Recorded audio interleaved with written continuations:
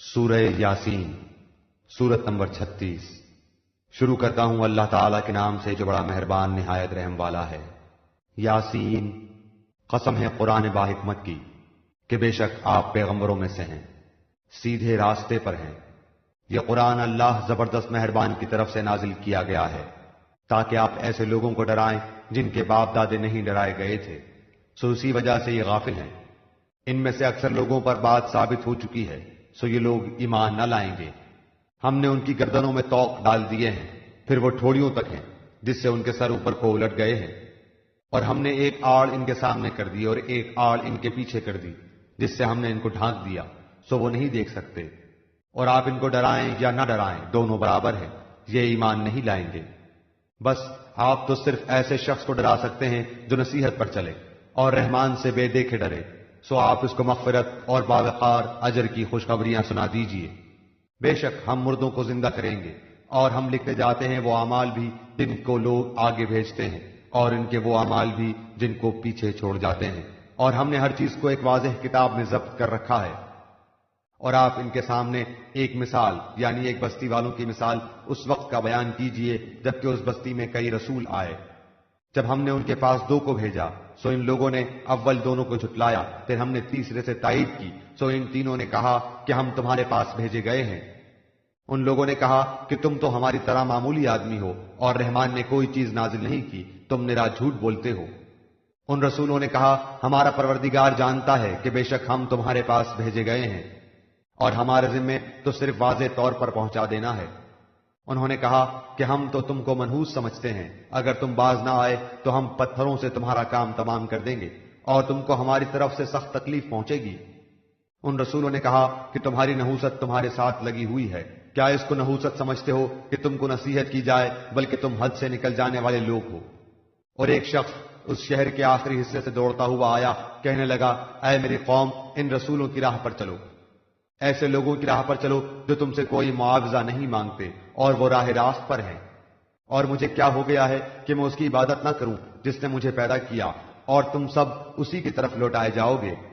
کیا میں اسے چھوڑ کر ایسوں کو معبود بناؤں کہ اگر اللہ رحمان مجھے کوئی نقصان پہنچانا چاہے تو ان کی سفارش مجھے کچھ بھی نفع نہ پہنچا سکے اور نہ وہ مجھے بچا سکے؟ پھر تو میں یقیناً کھلی گمراہی میں ہوں۔ میری سنو، میں تو سچے دل سے تم سب کے رب پر ایمان لا چکا۔ اس سے کہا گیا کہ جنت میں چلا جا، کہنے لگا کاش میری قوم کو بھی علم ہو جاتا کہ مجھے میرے رب نے بخش دیا اور مجھے باعزت لوگوں میں سے کر دیا۔ اس کے بعد ہم نے اس کی قوم پر آسمان سے کوئی لشکر نہ اتارا اور نہ اس طرح ہم اتارا کرتے ہیں۔ وہ تو صرف ایک زور کی چیخ تھی کہ یکایک وہ سب کے سب بجھا گئے۔ ایسے بندوں پر افسوس، کبھی بھی کوئی رسول ان کے پاس نہیں آیا جس کی ہنسی انہوں نے نہ اڑائی ہو۔ کیا انہوں نے نہیں دیکھا کہ ان کے پہلے بہت سی قوموں کو ہم نے غارت کر دیا کہ وہ ان کی طرف لوٹ کر نہیں آئیں گے، اور نہیں ہے کوئی جماعت مگر یہ کہ وہ جمع ہو کر ہمارے سامنے حاضر کی جائے گی۔ اور ان کے لیے ایک نشانی خشک زمین ہے جس کو ہم نے زندہ کر دیا اور اس سے غلہ نکالا جس میں سے وہ کھاتے ہیں، اور ہم نے اس میں کھجوروں کے اور انگور کے باغات پیدا کر دیے اور جن میں ہم نے چشمے بھی جاری کر دیے ہیں تاکہ لوگ اس کے پھل کھائیں، اور اس کو ان کے ہاتھوں نے نہیں بنایا، پھر کیوں شکر گزاری نہیں کرتے؟ وہ پاک ذات ہے جس نے ہر چیز کے جوڑے پیدا کیے، خواہ وہ زمین کی اگائی ہوئی چیزیں ہوں، خواہ خود ان کے نفوس ہوں، خواہ وہ چیزیں ہوں جنہیں یہ جانتے بھی نہیں۔ اور ان کے لیے ایک نشانی رات ہے جس سے ہم دن کو کھینچ دیتے ہیں تو وہ یکایک اندھیرے میں رہ جاتے ہیں، اور سورج کے لیے جو مقررہ راہ ہے وہ اسی پر چلتا رہتا ہے، یہ ہے مقرر کردہ غالب بعلم اللہ تعالی کا۔ اور چاند کی ہم نے منزلیں مقرر کر رکھی ہیں یہاں تک کہ وہ لوٹ کر پرانی ٹہنی کی طرح ہو جاتا ہے۔ نہ آفتاب کی یہ مجال ہے کہ چاند کو پکڑے، اور نہ رات دن بھر آگے بڑھ جانے والی ہے، اور سب کے سب آسمان میں تیرتے پھرتے ہیں۔ اور ان کے لیے ایک نشانی یہ بھی ہے کہ ہم نے ان کی نسل کو بھری ہوئی کشتی میں سوار کیا، اور ان کے لیے اس جیسی اور چیزیں پیدا کی جن پر یہ سوار ہوتے ہیں، اور اگر ہم چاہتے تو انہیں ڈبو دیتے، پھر نہ تو کوئی ان کا فریاد رس ہوتا نہ وہ بچائے جائیں۔ لیکن ہم اپنی طرف سے رحمت کرتے ہیں اور ایک مدت تک کے لیے انہیں فائدے دے رہے ہیں۔ اور ان سے جب کبھی کہا جاتا ہے کہ اگلے پچھلے گناہوں سے بچو تاکہ تم پر رحم کیا جائے، اور ان کے پاس تو ان کے رب کی نشانیوں میں سے کوئی نشانی ایسی نہیں آتی جس سے یہ بے رخی نہ برتتے ہوں، اور ان سے جب کہا جاتا ہے کہ اللہ تعالیٰ کے دیے ہوئے میں سے کچھ خرچ کرو تو یہ کفار ایمان والوں کو جواب دیتے ہیں کہ ہم انہیں کیوں کھلائیں جنہیں اگر اللہ تعالیٰ چاہتا تو خود کھلا پلا دیتا، تم تو ہو ہی کھلی گمراہی میں۔ وہ کہتے ہیں کہ یہ وعدہ کب ہوگا، سچے ہو تو بتلاؤ۔ انہیں صرف ایک سخت چیخ کا انتظار ہے جو انہیں آ پکڑے گی، اور باہم لڑائی جھگڑے میں ہی ہوں گے۔ اس وقت نہ تو یہ وصیت کر سکیں گے اور نہ اپنے اہل کی طرف لوٹ سکیں گے۔ تو سور کے پھونکے جاتے ہی سب کے سب اپنی قبروں سے اپنے پروردگار کی طرف تیز تیز چلنے لگیں گے، کہیں گے ہائے ہائے، ہمیں ہماری خوابگاہوں سے کس نے اٹھا دیا؟ یہی ہے جس کا وعدہ رحمان نے دیا تھا اور رسولوں نے سچ سچ کہہ دیا تھا۔ یہ نہیں ہے مگر ایک چیخ کہ یکایک سارے کے سارے ہمارے سامنے حاضر کر دیے جائیں گے۔ بس آج کسی شخص پر کچھ بھی ظلم نہ کیا جائے گا اور تمہیں نہیں بدلہ دیا جائے گا مگر صرف انہی کاموں کا جو تم کیا کرتے تھے۔ جنتی لوگ آج کے دن اپنے دلچسپ مشغلوں میں حشاش بشاش ہیں۔ وہ اور ان کی بیویاں سایوں میں مسحریوں پر تکیہ لگائے بیٹھے ہوں گے۔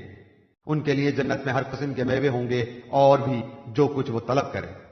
مہربان پروردگار کی طرف سے انہیں سلام کہا جائے گا، اے گناہگارو آج تم الگ ہو جاؤ۔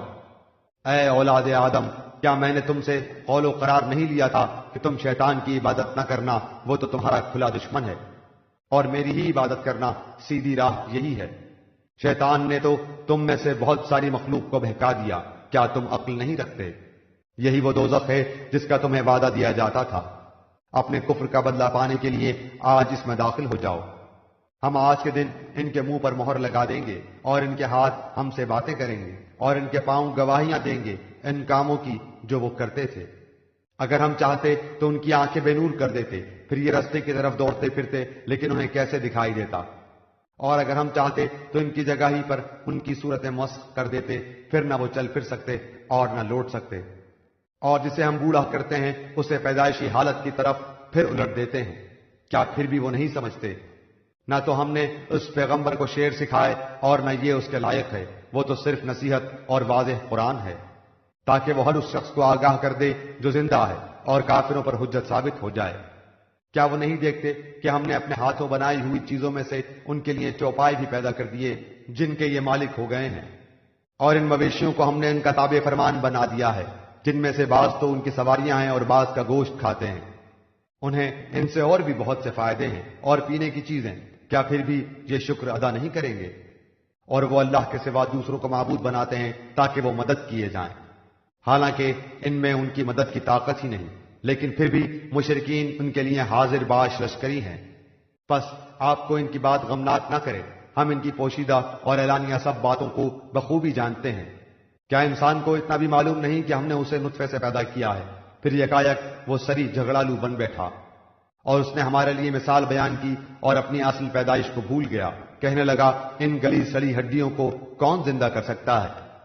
آپ جواب دیجئے کہ انہیں وہ زندہ کرے گا جس نے انہیں اول مرتبہ پیدا کیا ہے، جو سب طرح کی پیدائش کا بخوبی جاننے والا ہے، وہی جس نے تمہارے لیے سبز درخت سے آگ پیدا کر دی جس سے تم یکایک آگ سلگاتے ہو، جس نے آسمانوں اور زمین کو پیدا کیا ہے، کیا وہ ان جیسوں کے پیدا کرنے پر قادر نہیں؟ بے شک قادر ہے، اور وہی تو پیدا کرنے والا دانا بینا ہے۔ وہ جب کبھی کسی چیز کا ارادہ کرتا ہے اسے اتنا فرما دینا کافی ہے کہ ہو جا، وہ اسی وقت ہو جاتی ہے۔ پس پاک ہے وہ اللہ جس کے ہاتھ میں ہر چیز کی بادشاہت ہے اور جس کی طرف تم سب لوٹائے جاؤ گے۔